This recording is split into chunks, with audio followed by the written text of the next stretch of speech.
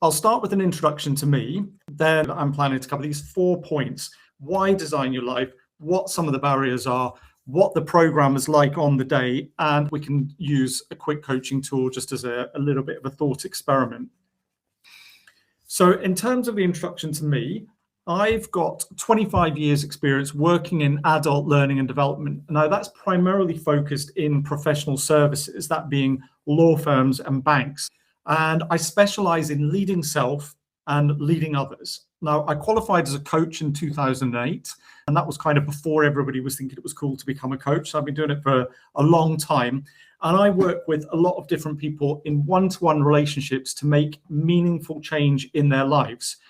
But just full disclosure, I only do that in organizations. So I want to be clear, this isn't a platform for me to try and grow my coaching practice. I know a lot of things now, it just feels like you're in part of some kind of sales funnel. That's not what this is. I'm also a practicing Buddhist, so I bring some of that philosophy to my work. And I'm particularly interested in evolutionary psychology, neuroscience, and behavioral sciences, and bring that into what I cover as well. You'll probably know that I'm doing the one-day program in March for free or donation-based. And that's because I care more about creating a space that's for connection and meaning, and then turning that into some kind of transactional thing to monetize.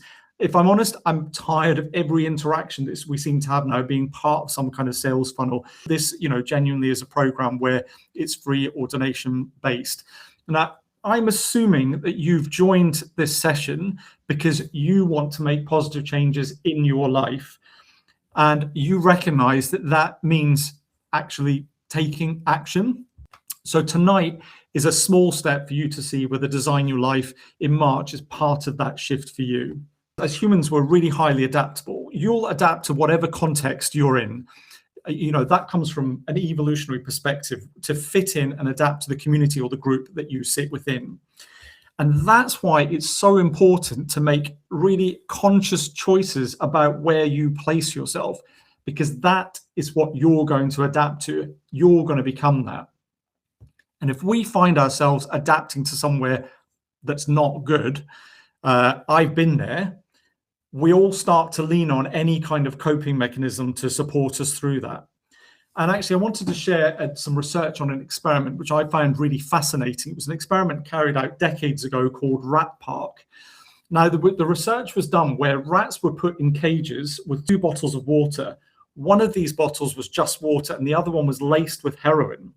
And they observed these rats, and very soon they started to drink the water with heroin and only drink that until they showed signs of addiction, then health issues, and then ultimately death.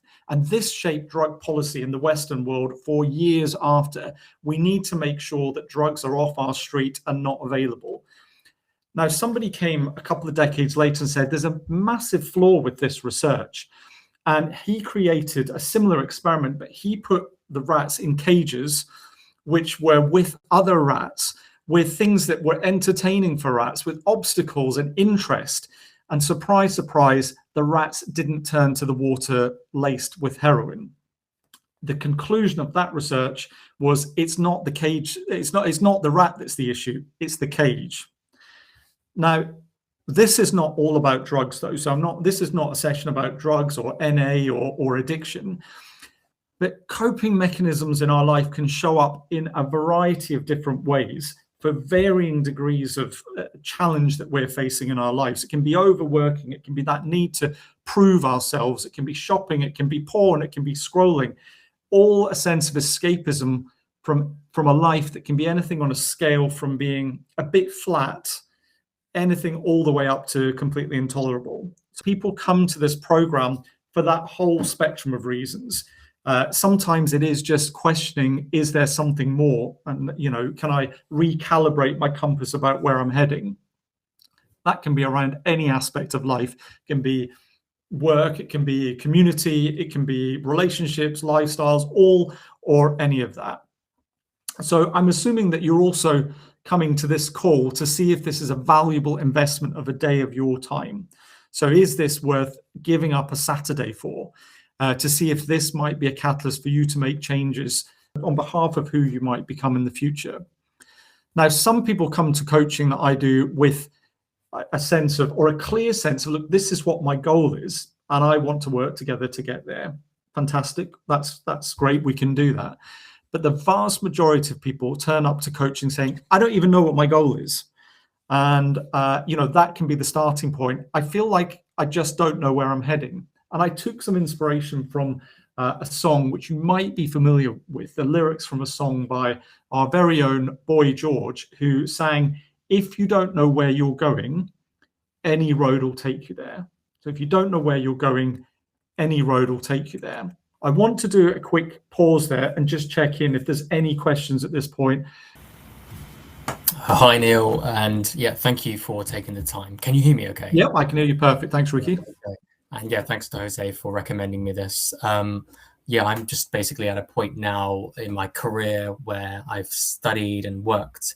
My background's in architecture, and now I want a career change. It just doesn't suit me anymore like it did when I was younger, when I chose that career. When I was younger, I was shy, I was closeted, I didn't really have the confidence. And now I feel like I need to work with people more because it just, it just fulfills me better. And so I've been exploring different avenues, and it's just finding difficulty because everyone wants you to have experience, even though I have a lot of transferable skills. So I just feel like a little bit that I'm hitting a brick wall at the moment, applying to so many different companies every day, and not really getting anywhere. So that's where I'm at. Yeah, no, thanks for sharing that. And actually, it's not unusual. In fact, I was having a conversation with somebody last night about this program, and he's in a very, very similar situation, but actually his career change is forced by AI. His work is just evaporating because of AI, and he's being forced to make a career change. And actually, that brings up all sorts of challenges in terms of, actually, I want to get this right before I invest time in it. I want to do something that feels fulfilling, that's future-proof, but also money and income and lifestyle come into it, identity come into it, fear comes into it. So what you're describing, I really do feel, and I suspect there is that sense of wanting to get that right. And I think having this kind of space to do your best thinking can be really valuable for that. I put some points here just really to bring this home, that people seeking change in their life and looking for something different comes in a variety of different reasons. But if that's what's going through your mind, you're not alone. A lot of people just have that sense of stuckness, or Ricky, as you said, that drive to have some kind of change which speaks more to who you are. Now, this first statistic here, I put 1 in 4 adults say life feels meaningless. I felt quite depressed when I saw that. That's huge. This comes from a YouGov survey, a study. This isn't from some kind of armchair psychology. A YouGov study found that 26% say life feels meaningless. And actually, if you're a millennial, that rises to 30%. So you might be part of that statistic, or it might just be that you think, I want more meaning in my life. The same research said that 29% of people feel fulfilled at work. So that's 71% of people do not feel fulfilled at work. And work is such a big part of our lives. Many people that come to this program are looking in terms of work because it is such a big part of our lives. But actually, sometimes it's about sustaining work that might not be your ideal career, whilst also bringing that meaning in other ways in our lives. 1 in 4 adults in the UK say they feel lonely often or some of the time. That is how this kind of sense of lack of meaning or purpose is showing up. That being 1 in 4 adults say they feel lonely often or some of the time. There's 1 in 3 adults are experiencing burnout or high stress in their work. So mental and physical health is deteriorating. Clinical research is giving us that evidence. 66% of people have experienced a mental health issue in the past 5 years. Again, this is showing up. And in our community, it's even more so, 3 times more likely to experience clinical depression or anxiety. More frequent reports of alcohol use, risky substance use, isolation, stigma, victimization is all showing up in our community. So these statistics may apply to some people, but they may be more extreme than in your own experience. What this is telling me is there's something wrong with the system. This has got to be a signal that our community needs to change. And I want for me and you to be part of making that individual and that systemic change. These figures are also, they're getting worse. They're not getting better. What is it that you think is causing things to get worse? What do you think is changing that's making these figures get worse?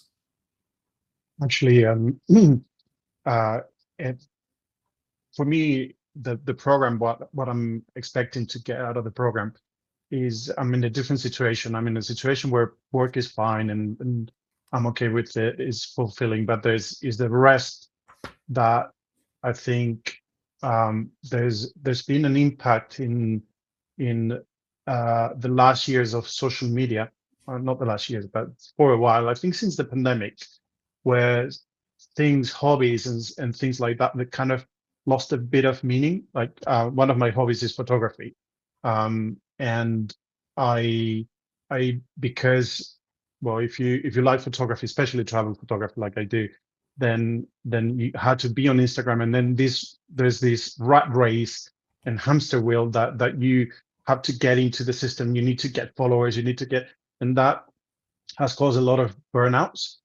and tainted in a way the things that kind of gave meaning to my life aside from what I do for work. And so I no longer enjoyed it then, because we live in a society where A is very results driven, whether it's amount of followers, likes, it's acceptance driven. So I think my reaction to all that was to disconnect from everything and just not care. But the effect in my life, I think it's been that it's hard for me to find a hobby now that I really enjoy and that I find pleasure in, that I so I think I'm okay with work, and that I found a place in my life for the work I do, and that's fine. But for the rest of my life, I think I kind of fall into the statistic of the meaningless part of I need something else. I need to find something else. I need to find a new direction, something that is more fulfilling. So life is, because I do believe that life is not just about work, and sometimes ideally work should be your passion, but it's not always the case that it can be. And there's other passions in life, but I think the society that we live in, how it's results driven, has tainted a lot of that, at least for me. Yeah, no, I think that I'm sure you're speaking for a lot of people when you describe that. That is almost exactly describing my experience as well. It would be almost exactly 20 years ago. I had a health experience where it really turned my world upside down. And in hindsight, I see it as one of the best things that's ever happened in my life, because it gave me that laser-like focus to say, this is not enough. This is not right. I'm following a path that doesn't feel mine. I'm stepping into a rat race. I was working in the city, and it just didn't feel authentic to me. And it took that wake-up call of a major health crisis to be the catalyst for change for me. At the time, I felt it was the worst thing that could happen to me. And in hindsight, it was the best thing that could have happened to me. So I put this other slide here up on the screen, which is, why is it so difficult? If looking at these statistics and things are getting worse, why don't we all just kind of say, enough, I'm going to make positive change? And I've put three things, there's more than that, but I put three that really speak to me, which is what this program is about, navigating around these. So the three things are your brain, first of all, which that hasn't changed in recent times. However, what has changed in recent times is people have learned how to use neuroscience to influence your behavior. And that influence is clearly towards benefit to them rather than a sense of fulfillment to you. So that's all the major tech companies employ neuroscientists to design the work that they're doing. They're seeking dopamine reward loops, habit formation, loss aversion, variable rewards, social validation. They're pouring all this into their platforms with the help of neuroscientists because they know how the brain works and they know how to use that to their benefit.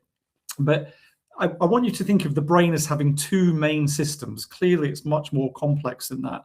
One of the systems is ancient, and its job is for survival. We go right back to our ancient ancestors, and that part of our brain was for survival. It's constantly scanning the horizon for threat, and when it senses a threat, it triggers fear or anxiety. So you might have heard of the amygdala. People often talk about it. That's the part of your brain that's the alarm system. It scans for threat and it sets the alarm off. Actually, we're really grateful for this part of our brain because hundreds of thousands of years ago, if it didn't hit the alarm, you wouldn't be here today. It's hypersensitive, and that's why you've remained in the gene pool. But clearly, we live in a very different world now. Now, the other part of the brain, which is much more recent in our later evolution, is the prefrontal cortex. So you don't need to know much about that, except it's at the front of your head here. And this is the big part of your brain that differentiates us from other mammals. It's where we plan, we problem solve, we make decisions. And importantly, it's where we rationalize risks. And here's the thing, making change is seen as a threat. So that survival part of your brain pushes us towards retaining the status quo, even when it's not serving us. To be honest, the amygdala doesn't really care if you feel valued and fulfilled or not. Its job is to keep you in the gene pool. So this program is about harnessing the power of the other part of your brain so that you can be led by creative thinking rather than reactive thinking. So our program is about creating opportunities, not reacting to perceived threats. That's kind of fundamental to what we do. We weave into that the culture that we inhabit. I think we'll all agree we live in a hyper consumer culture, and that culture runs on your dissatisfaction. You're not quite enough until you buy this product or service. Life will really start when you upgrade or subscribe. You'll feel better when you have the right body, the right home, the right life, and here's the product that will get you there. So consumer culture promotes dissatisfaction. It's the lifeblood of a consumerist society. That's what we're immersed in. Then we've also got competitive versions of success forced upon us. You tell me, what messages are you seeing or receiving about what success looks like? I think we get bombarded by money, by making success look like money, and this is where we get all these reality TV shows with rich people showing their homes and living a very expensive life, and everything is kind of like you said, is about money, is about the choices. Is if you don't buy this, if you don't buy this brand, you're not successful enough, and that's very tiring, actually. Yeah, it definitely is, and I can see Elima nodding at that. Absolutely. Yeah, can you guys hear me? Yeah. I'm so sorry. I was really struggling with the technology. I couldn't quite make it home, so I'm logged on my phone. That's absolutely right. I mean, consumerism is just prevalent everywhere, and it's toxic. It just ruins your self-esteem because inadvertently compare yourself to everyone else. Everybody else is showing a facade which is not real. Everything is curated. You think everyone is more successful than you are, earning more money, happier in life, achieved more than you did. So you have to be super careful how you perceive the world around you. It's not a good place right now. And this is why probably my best holiday is always to go to countries where I can find simple life. We're presented with all this imagery, and actually it's when you check in and notice, hang on a second, whose version of success am I actually chasing? And noticing when you achieve any of those component parts of success, why am I not feeling it inside? How do you redefine what success actually means to you? We have an added layer here because as LGBT people, we grew up hiding our identity behind a curtain of shame. And that doesn't just disappear when we come out. So most of us try and compensate for that by doing things like seeking external validation through our achievements, our status, our body image, any of those external successes, we're more likely to grasp onto because we want to seek that external validation, to hide that behind that curtain of shame that we grew up with, and to avoid that internal sense of inadequacy. The third piece on here that makes it difficult is other people's interests. And actually, we've had references to this on this call already, that how often are we serving other people's interests rather than our own? Now, in a global world, anyone can reach a huge number of people's pockets for their own financial gain. And that means primarily, currently, hijacking your attention. Now, the experts are crystal clear on this. The research is undeniable. Social media will make you anxious. There's no way around it. Now, that's not to say you should never use it, but be clear on the facts. The research is crystal clear. Exactly, Elmer, as you said, you're comparing your internal true experience to this external curated, airbrushed, fake, false experience. So that is an initial problem. We're also thrown some crumbs about what the benefit of social media is. Hang on a second, there's these good points. These are crumbs, because the cost to the system is systemic polarization that we're seeing in our world, a breakdown of any sense of shared reality and shared experience. And this is done to create private profit from a sense of public harm. This is no different. We've seen it as asbestos, tobacco, all these things through history. This is our generation's version of that. So use it, but be absolutely clear that this is what's happening.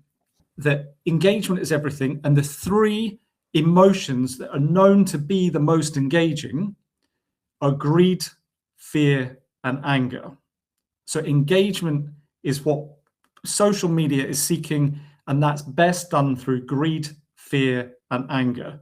A statistic that I was exploring just last week, 80% of what we see on social media is created by only 10% of users.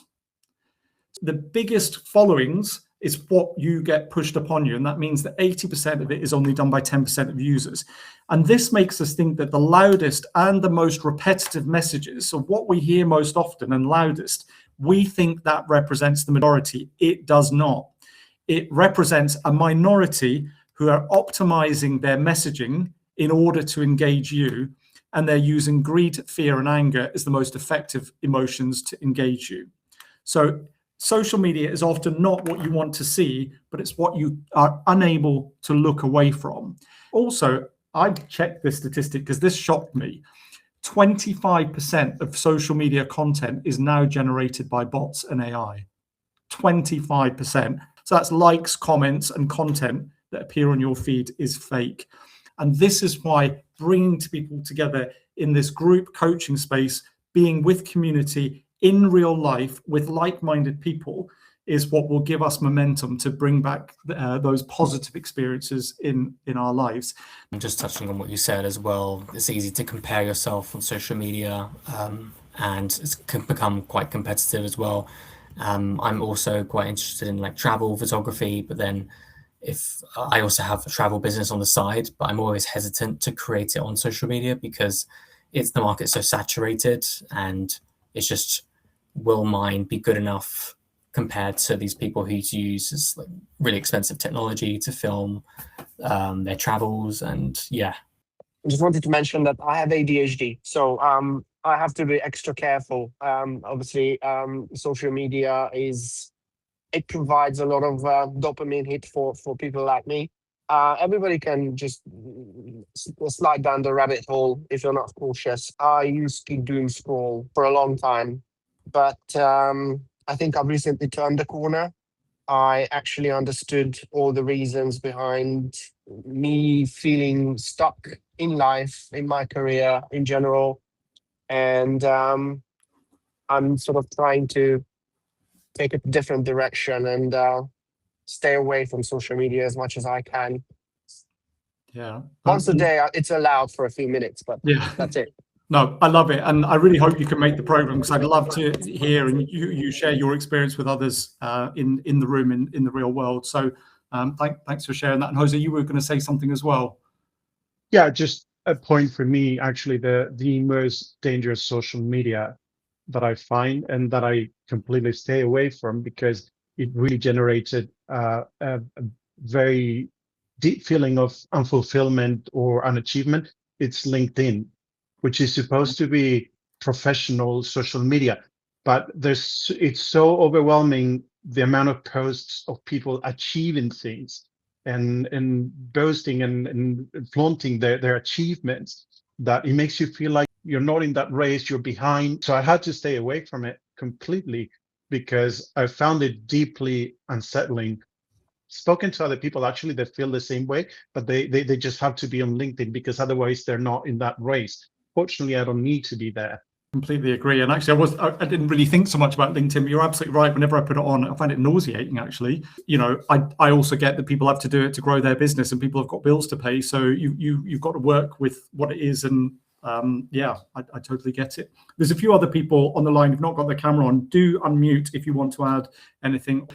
All that we're talking about, I'm trying to create in this room, slow things down, quiet that alarm system, and fuel our resourcefulness, being creative rather than reactive, redefining what success actually means for you, and trying to bring people together in the real world for that sense of community and working together away from that sense of noise.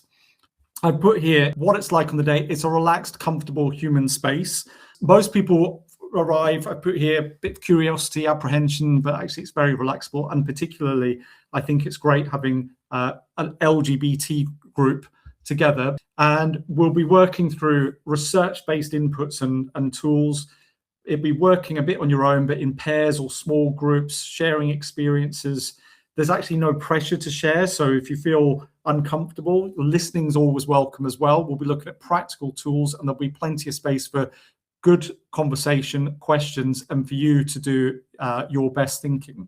It's not going to be anything where you have to role play or stand up in front of a group and speak, and you will not be sold. There'll be no upselling. I'm genuinely doing this because I can't think of a better way of spending a Saturday than with another group of LGBT people collectively looking and working together to think about how can we create and bring positive energy and opportunity into our lives. That's what the program will look like on the day. In the last few moments of the call, this is a nice light-hearted exercise that might provoke a bit of new or different thinking. So I call it a thought experiment, and it leans on one of the heaviest pressures in our society. So imagine this story: a long-distance relative you've never met has died and left you 1,000 times the amount of money you normally earn in a year. There's one condition: you have to spend all the money on yourself.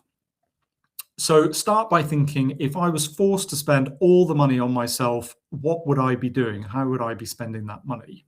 And give yourself some time at home or later tonight to think about what you would do with that. Then the second step is another installment comes in for the same amount of money, but this time you're not allowed to spend any of it on yourself. You're only allowed to spend it on other people. What would you be doing with that money then? And then the third step of this is, imagine you've got unlimited money forever. And what would you do with in that situation? This weirdly can seem like an exercise saying money is the answer and money gives opportunities, you need to earn more money. It's trying to do the opposite.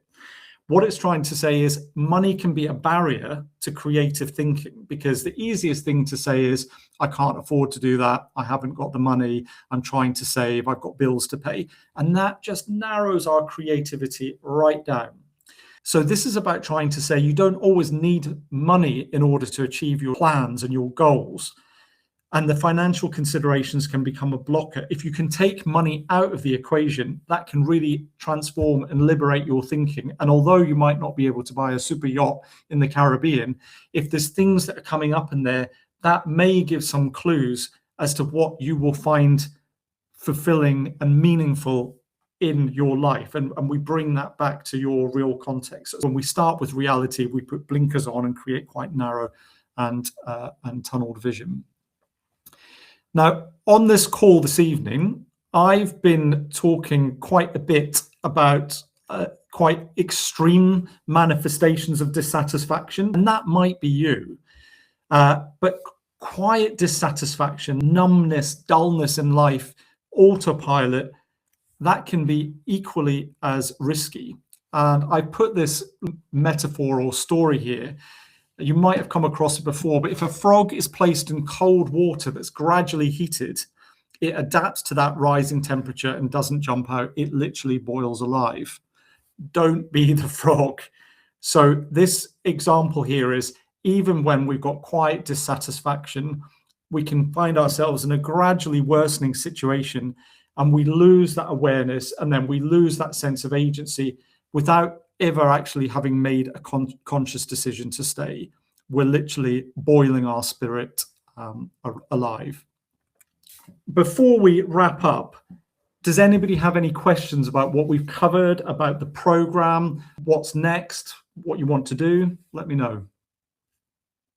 And what I would suggest to people is, if you're listening into this call or watching this as a recording, if you're thinking, you know what, actually, I think this program is for me, let me know and I'll get you booked on a place on the program. If you think, actually, I do have some specifics that are very individual to me, let me know and we'll have a one-to-one call and we'll talk about it and we'll see if this program is the right program for you at this particular time.